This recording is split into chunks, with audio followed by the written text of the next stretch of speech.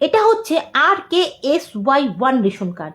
এটা আমার ration card. এর আগের একটা ভিডিওতে আমি বলেছিলাম RKSY1 আর RKSY2 এই রেশন কার্ডগুলো যাদের রয়েছে তারা আয়ুষ্মান ভারতের কোনো সুবিধা পাবে না।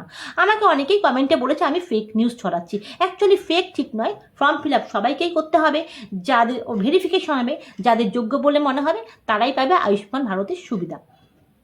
এখন চাইলে অনেকেই যাদের এই এই কার্ডগুলো রয়েছে তারা চাইলে এই কার্ড চেঞ্জ করে সুবিধাভুক্ত রেশন কার্ড, মানে যেই রেশন কার্ডের সুবিধা বেশি সেই রেশন কার্ড তৈরি করতে পারে। হ্যাঁ, তার জন্য ফর্ম ফিল আপ করতে হবে। পৌরসভা বা বিডিও অফিস, যার যেখান থেকে সুবিধা ফর্ম তুলে ফিল আপ করে জমা দিতে হবে, অথবা অনলাইন চালু হবে। এখনও চালু হয়নি, অনলাইন পোর্টাল এখনও দেয়নি, এটা জুন মাস, চালু এখনও হয়নি। জুলাই মাসে অবশ্যই চালু হবে আশা করি, তখন অনলাইনে ফিল আপ করা যাবে।